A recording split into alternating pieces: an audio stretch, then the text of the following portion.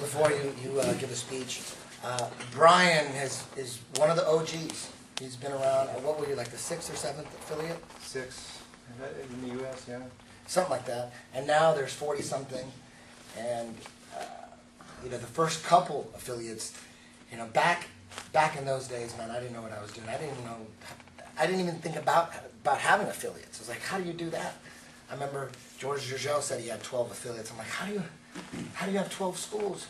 And then the first guy to approach me, he ended up not working out. He was a fraud. And I didn't do any background checks. I didn't know what to do.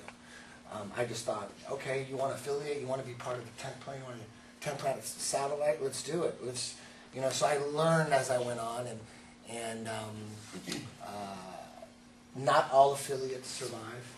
Especially if you're not a black belt already, it's going to be tough for a blue belt and a purple belt trying to make it happen. Ooh, it's an uphill battle, especially if there's black belts in your neighborhood or in your area. It's going to be tough. The one thing there's a lot of things you have to do to make it work. You have to, first of all, know the system backwards and forwards. You have to study mastering the system.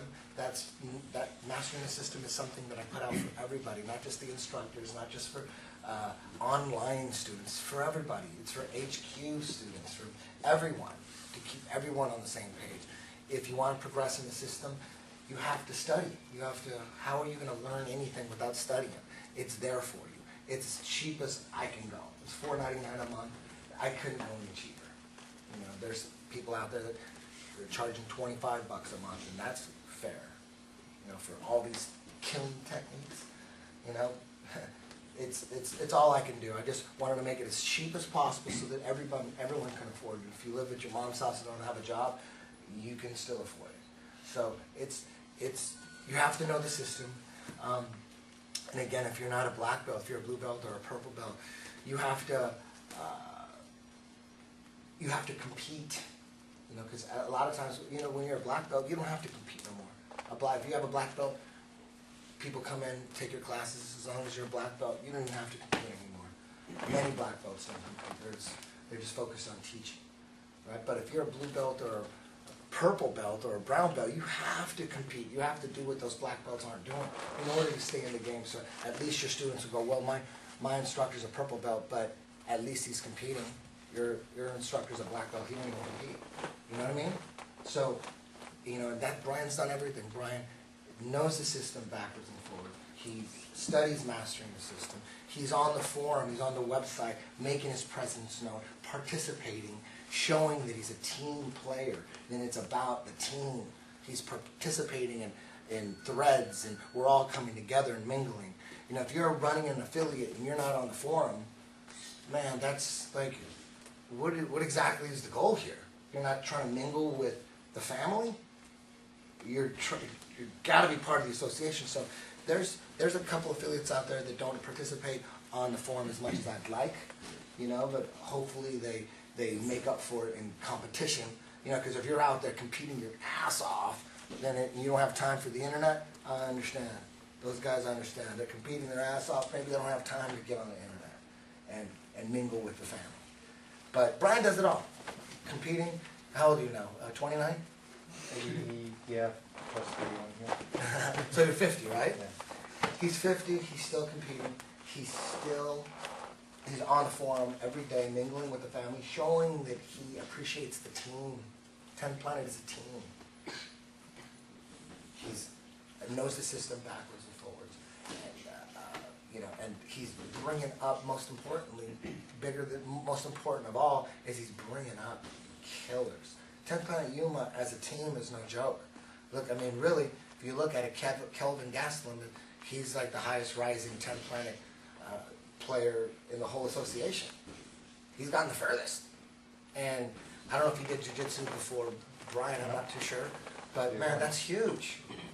This is a small market. It feels like I'm in North Korea sometimes. It's like, there's buildings, but where are the people? I was calling it North Yuma. Right. Last night I was like, where are the people? Where's Kim Jong-jin, or whatever his name is? Anyways, the point is it's a small market, and look at the beast coming out. They had Kevin and Leon and Shep and Kelvin, of course, man. He's a superstar, and it all started from Brian. And Brian's still yoked. He's 50, and he has the body of, you know, Sylvester Stallone when he was at Rocky II. Remember Rocky II? Look at that. He's still doing push-ups and jumping jacks. So I'm very proud to have a soldier like Brian Beaumont holding down the fort out in the desert, creating beasts, creating animals.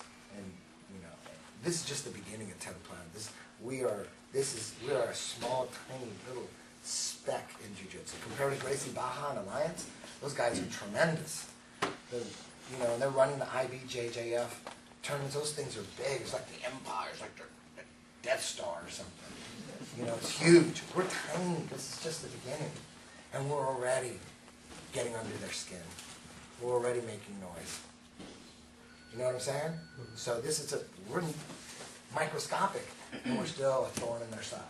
You know, it's a nice, friendly competition. I like being in the mix.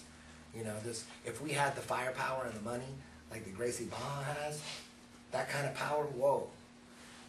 Know damn well that I'm going to turn that right back into the association. The goal is just to keep on doing what we're doing. Just keep rolling, keep training hard, be appreciative of where we're at. I mean, just where we're at is, even though we're tiny, it's cool that we're even tiny and even in the mix.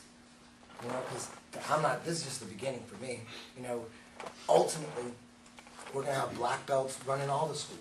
Right now, we only have a couple black belts running the schools, and it's mostly run by purple belts and, you know, brown belts and a few blue belts. You know, them blue belts. Like, you better be the beast of your community. If you're a blue belt, you better be competing in everything. You better be doing your strength and conditioning. You better be studying. You better be a jiu-jitsu fanatic if you want to be a blue belt and survive. Not all affiliates are going to survive. Every now and then, you know, we gain 3 or 4, lose 1. Gain 2, lose 2. Gain 4, lose 2. We haven't lost that many. Exaggerating. I think we lost total. Kicked out 2, 3, and lost maybe another 3. You know, we're still 40 something. I had no idea we were not 40. I'm listening to old interviews, and I remember saying, "Oh, we got 15 affiliates now, or 16." And to me, that was nuts. And 40, I can't even believe that. Like, how the hell? How does Gracie Baja have? They have like 2,000 or something. How do they keep track of all that? I can barely keep track of y'all's. You know.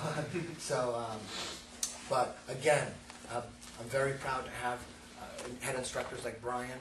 He's holding down the fort like a savage. And John Botello in Phoenix, he's doing the same thing. He's kicking ass, competing in everything. He's doing everything right. Brian's doing everything right. You know, I'm trying to get everybody on the same path. You know, collectively, 10th Planet is going to be the style for MMA. That is the goal. So if you're an MMA fighter, you got to get up, because that's the main goal here. We're all working together. All 40 plus schools, we're all working together. We're all obsessed with the ultimate jiu-jitsu style for when someone's trying to smash you. You know, we're actually working on that. If we're failing, if we're not doing as good as someone else, please send me links, because I want to learn what they're doing. All right? If I'm doing something wrong, show me. I'll change. I'll pull something out. Show me. There's a better guard for MMA, a rubber guard. I want to learn it. Show me. I'm hoping that rat guard works out. That'd be cool. We could add that too. I'll put rat guard in my next book. Boom. If it works, I'm trying to come up with as much material as possible. If there's something out there that's better for MMA, you show me, and then show me the evidence and show me the proof. We will add it. That's not a joke. That's the truth. That's what we did. Send me a link. This would work great for MMA. Check this out. I'm like, all right, let's add it. Another weapon. You know, that's what we're doing. So if you understand what we're all doing, and we're all working together like scientists, if you understand that and you're training MMA, you'd be a fool not to look into it and take some of the stuff that we've figured out. Maybe we didn't figure out everything right. Maybe we're wrong about some things. But damn, we ain't wrong about everything. That's for damn sure. There's no way. We're specifically training for MMA, the jiu-jitsu, that's specifically. All in the clinch. Show me something that's better than the rubber guard for MMA. I'll learn it. Hell yeah. You know, the latest thing now is trying to work rubber guard and spin off the fence at the same time. Because some of my guys will get put in the fence and get stuck in the fence, and they're not really that good at spinning off. Gotta work. That's a new thing that I haven't really focused on a lot, is spinning off the fence with rubber guard intact. You know, so it's never ending. We're still adding new things. Like muddy water is the thing that we went over at the end. That's the latest tweak. You understand? There's going to be more. There's always going to be tweaks. There's always new little tweaks, and that's what we're trying to get to. We're trying to get to the point where if maybe, I don't know, it's going to be 30 years or 40 years, 20 years, 5 years, 2 years, but to the point where now we know, okay, you want to be an MMA fighter. Now we know that if you're going to be an MMA fighter, you got to practice all kicks now. We know that now. 5 years ago, you didn't have to practice all kicks.